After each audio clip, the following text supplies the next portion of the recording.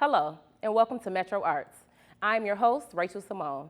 Here on Metro Arts, we highlight some of the best in the business, from fine artists, photographers, and performing artists to cinematographers and musical artists, all from the Metro Detroit area. On today's show, we have author, producer, director, Dennis Reed II, the organizer of the business of art at Wayne State Rhonda Welsh, and soul singer-songwriter Stuart Francke will perform in studio.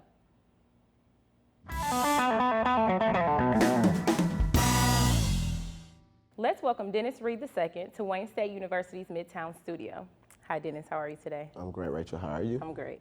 Now, you're an author, producer, and director. So can you give us a broad overview of your career? Busy and no time to do anything else other than write and direct and produce. That's basically it, right? Now, I've seen you talk about your past before, and you mentioned that you've had a rough path. How do you think that has helped your creative work?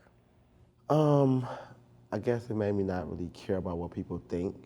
So when I write, I'm not thinking about if anybody's gonna like it. As long as I like it, I know y'all gonna like it. And I guess that's what made me be the writer that I am. I guess your past is what make you. So by being like that, I kind of write dark. It's not all the happy, glitzy stuff that you may see on TV. So I just write what I feel. So how did you go from writing books to creating a whole TV series? Ooh, books don't pay as well as TV. It's writing books is kind of funny because I can write all day. And one thing about even going into TV and the movies and stuff like that, I never really know how to end it.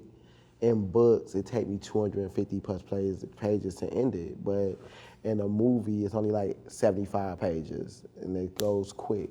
So by being like that, I don't know how to end it. I gotta find out how to end it. I'm gonna have to figure that out. I have to go back to being an author again, right? Now, we do have a trailer of your series, I Declare War. Let's take a look at that.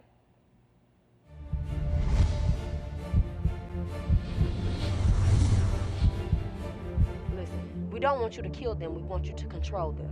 And the only way that you're gonna do that is if you make it very clear to them that they're to buy their dope from nobody but us. Well, like I said, I can handle this, but it's gonna cost you. Whatever the price is, I'll pay it. What makes you think that you can just buy a product from anybody? And it's my money. I can do with it with any damn way I please. You do know the shipment may not be touched, right? Says who? My people told me that I have a shipment to pick up from a couple of homeboys. Oh, you think this shit a game, huh?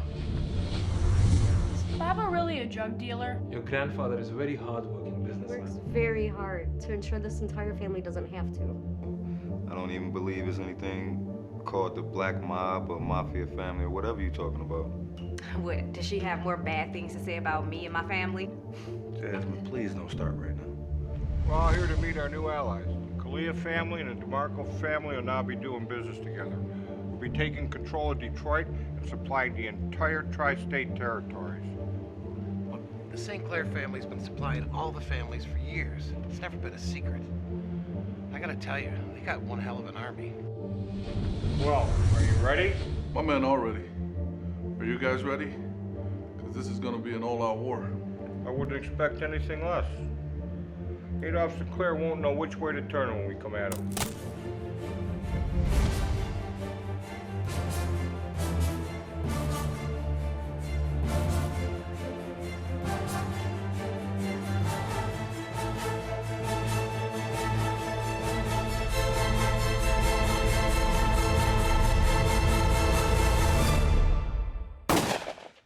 Very, very intense trailer. So can you tell me about the challenges you faced creating I Declare War? The challenges I faced. It was funny because when I first started writing it, I thought they was gonna just be like an all African-American crew. And then the more I got into it, I knew it couldn't be that because I wanted to have the three families. And I knew with the Middle Eastern population here that it was gonna be kind of crazy not to have them in that. So when I put it together, it was just like, okay, how do I get all these different races of people to be able to be in this one TV show and everybody not getting paid up front? That was like the biggest challenge. But once we conquered that, I mean, it was like magic. Now, the series is going to be on Netflix. Right. Tell us about the process of getting it on Netflix. Oh man, it was kind of funny because when I was shopping it, everybody kept on saying, well, this would be good on this, or this would be good on that. And I'm kind of funny because I cuss a lot. So by me cussing a lot and doing like the killing scenes and all that, it wasn't gonna be good for like regular TV. And we just knew like with Netflix, you could just push the envelope just a little bit and it was like a no-brainer. They picked it up and we smiled at the check. You also produced a film called True Law. Right. Let's take a look at that trailer. Now come on, man. Let me go. I pay you double. Double, huh? Hell yeah. More than you can. The investigation into the shooting death of 22-year-old Ebony White has led police to All-Pro running back Jonathan Woodley, according to an unnamed source. Mr. Woodley, you are being charged with second-degree murder. I'm going to set bail at $5 million. He's one of your biggest clients. We're gonna get every drug dealer, murderer, and dirty politician there is. Did he really do it? It's not our job to say whether he did it or not. It's our job to get him off. If Jonathan Whitley really did kill that poor girl, he needs to be up under the jail. Seems like he's making an awful lot of money for such a young lawyer. Once he finds out who killed his father, we won't have any problem finding out everything we need to know. What would you do if you knew who killed your father? I would kill him. I think I'm about to get me a new lawyer. You know I'm gonna have to turn that gun over to the prosecutor. We all need to just calm down. We can all walk out of here alive. That's why I break the true law. The true law, the true law. There's a lot of power in this film. What was the inspiration behind creating it? True Law was different, man. It was just like when I was writing it, the biggest thing for me with that was not to write the same typical urban story. And that was really, that's what did it. It was like, how can I make this still a little hood, but put it into corporate America? So 3 lawyers, 3 different backgrounds, that's what you got. And how can people find out more about your movies and any upcoming events that you have? Upcoming events is really easy because I'm on Instagram, I'm on Facebook, everywhere like that. I guess you could go to DennisLReed.com. Everything. So. Right. Great, thank you for being here, Dennis. You're watching Metro Arts on Detroit Public Television.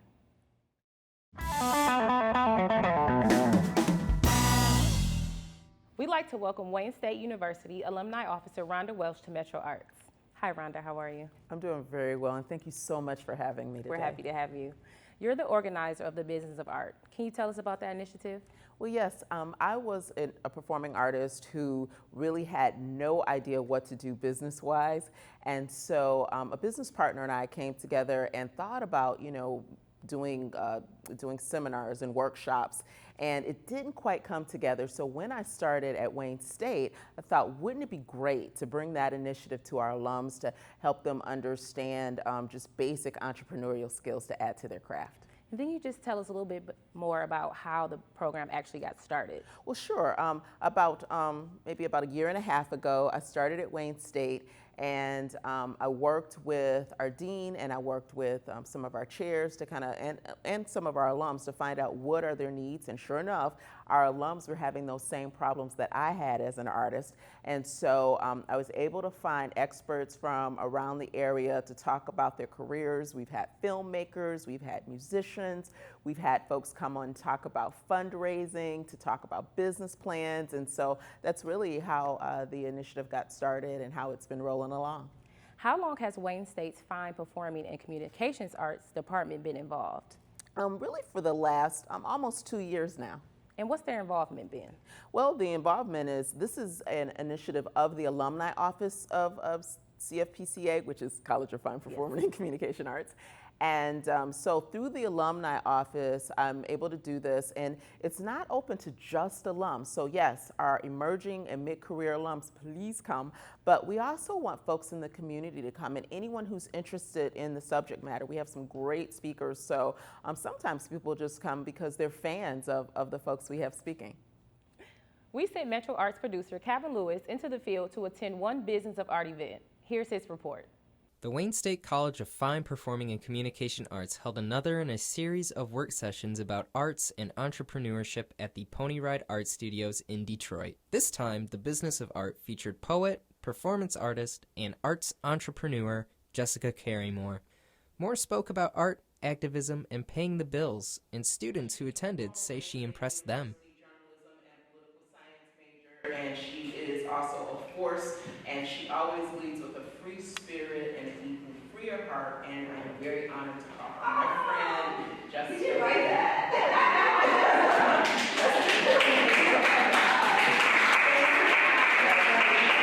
So she creates things for diversity to incur.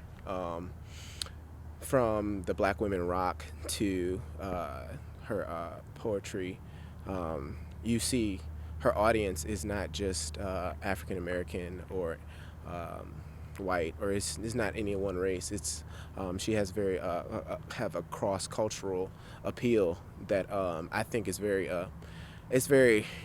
significant. What she does is actually bring in artists from Detroit, people that have a community consciousness, so that actually care about their audience as far as being local and how they use that with their art, the activism aspect, and how they actually make money or at least survive doing so. So it kind of, I guess it serves as like a way to help people like me, being a young artist from Detroit, like figure out how to find that support and be the support for myself. For more information on Pony Ride, you can email them at ponyride.info@gmail.com. Reporting for Metro Arts, I'm Calvin Lewis. It looks like it was a very interesting evening at Pony Ride. So what type of feedback have you received from artists who've attended events like this previously? The artists have been really excited that the Business of Art events have been happening. We have our big on-campus one, and then we have the smaller ones at Pony Ride. And I've been astounded by the great reception that we've had. I've been astounded by all of the buzz. Artists are basically giving us all types of accolades that this is happening. They're very low cost and or free, and so they're excited about that. And then the artists have also remarked on the caliber of speakers. They're excited to have this caliber of speakers that's being offered by Wayne State University. So what can artists expect from these type of events that you have? Well, the great thing about the Business of Art is you get to hear from people's personal experience, or you get to hear very concrete skills. Like I mentioned earlier on, we had segments on fundraising, we had segments on business planning, and artists are able to get the information they need, but we go a step further because artists are able to be up close and personal with the folks who have the information. So if you came into the Business of Art and say you're interested in making certain that your singing career is going well, and say we had Howard Hurts at a recent one, well, you get an opportunity to walk up to Howard Hurts and ask him questions. You are able to get the expertise of someone in the field who can benefit you, and you don't have to just guess. You can ask your specific question, and that's true of all of the artists and the experts that we feature. And what are you looking to do moving forward with the Business of Art?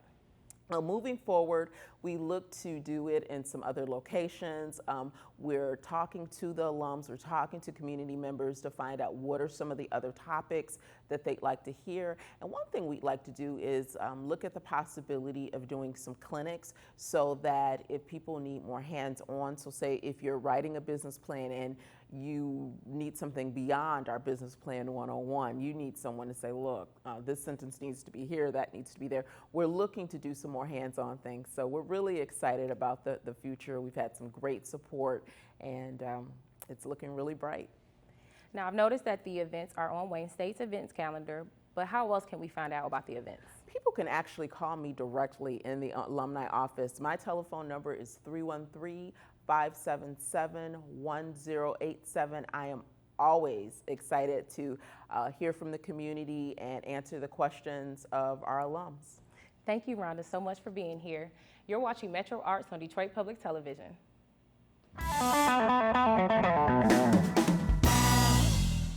And now, let's welcome singer-songwriter Stuart Francke to Metro Arts. Hi, Stuart. How are you today? Hi, Rachel. How are you? Good. Now, you're known as the blue-eyed singer and guitarist, and I know you've had such an amazing career. Can you tell us about that? Well, I started many years ago. And since then I've put out about 15 records and played a lot of shows all over the country, and just I've been really enjoyed every step of the way, and you know, learning so much about music. You never stop learning it, no matter what age you're at. So it's I'm entering a new phase right now. After doing so many records, we just did a best of. So now I'm going to do what's sort of starting over, a new sound, a new, you know, starting something new. So where does your musical inspiration come from? Well, originally, when I was young, very young, you know, the Beatles really turned my head around. That was the first thing I heard.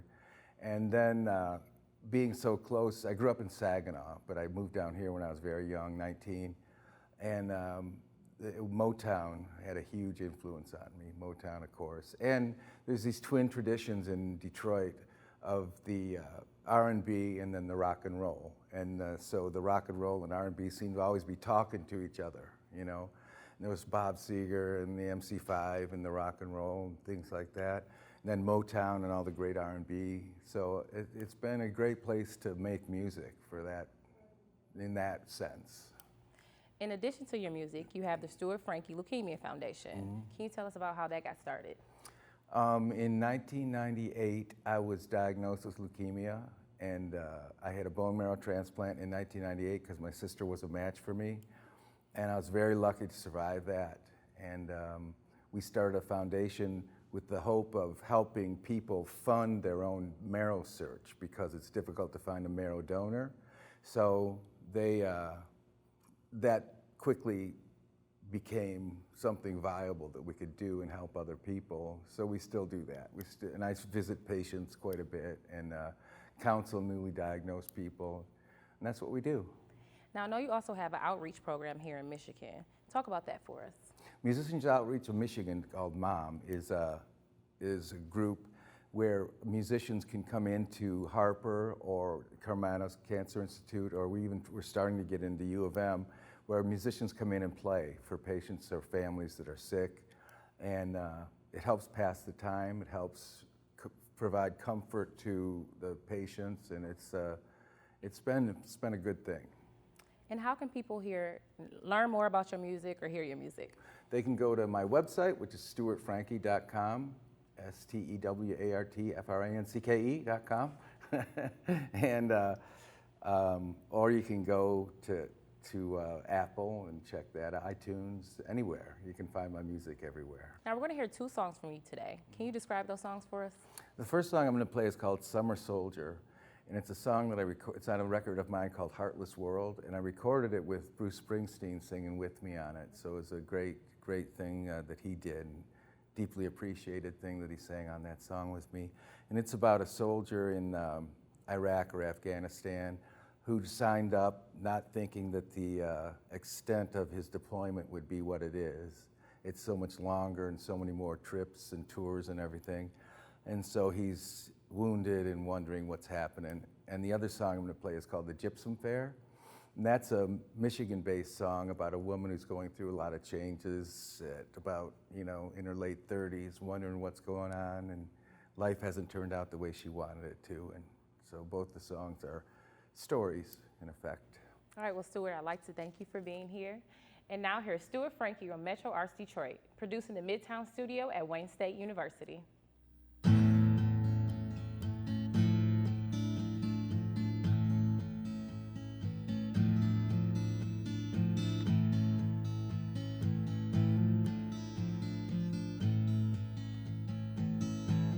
As I lay wounded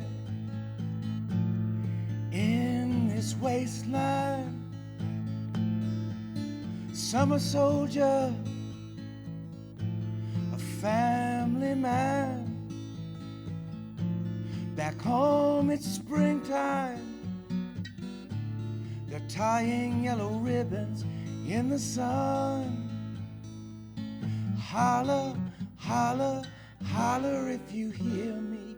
Holla, holla, holler if you hear me. Holla, holla, holler if you hear me.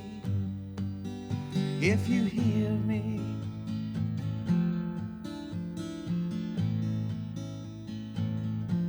I come from Warren, down by Detroit. I joined the army 5 times deployed. I don't regret it, but I miss my boys. Holla, holla, holler if you hear me.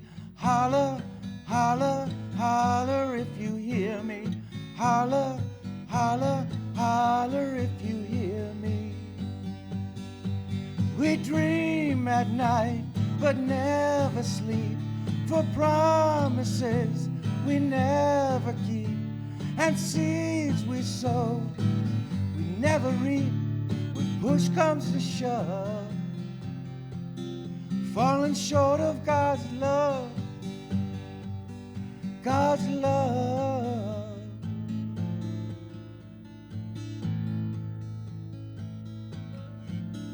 When that train arrives and I can hear my title clear, we'll walk together. Your brother will walk out of here. We'll understand it all in the by and by. Holla, holla, holler if you hear me. Holla, holla, holler if you hear me. Holla, holla, holler if you hear me. If you hear me. If you hear me. If you hear me. If you hear me. As I lay dying in this wasteland,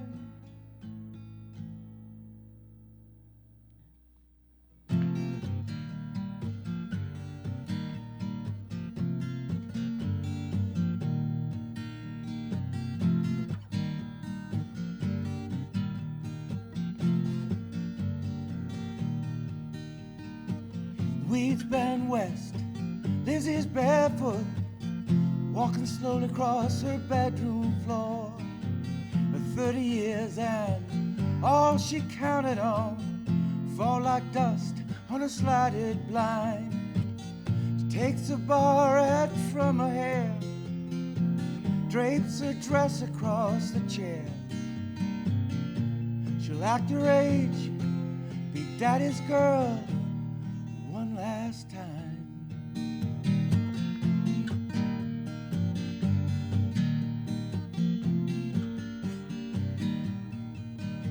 With the window wide, she hears all the lonely sing, puts on Patsy Cline and starts to cry.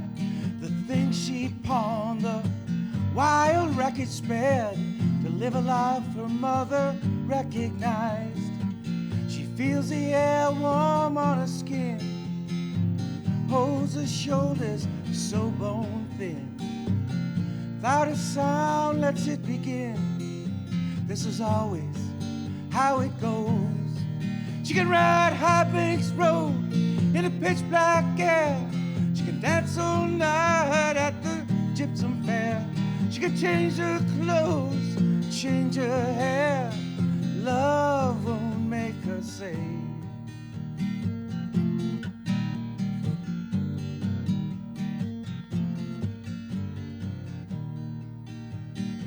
She hears her name whispered on the summer wind, sees a time to begin again.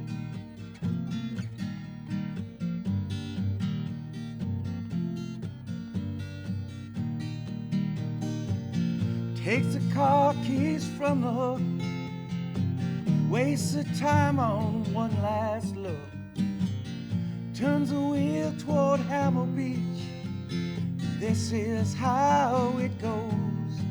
She can ride High Banks Road in a pitch black air. She can dance all night at the Gypsum Fair. She can change her clothes, change her hair.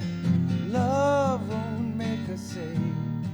She can ride High Banks Road in a pitch black air. She can dance all night at the Gypsum Fair. She can change her clothes, change her hair. Love won't make her safe. No, love won't make her safe.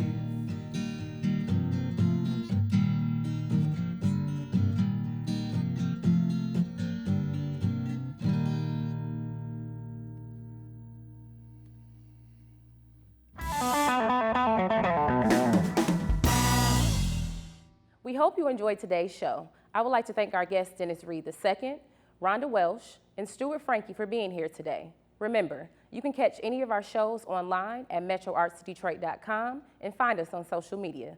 I'm your host on Metro Arts, Rachel Simone, reminding you to always remain open and embrace the arts in your community.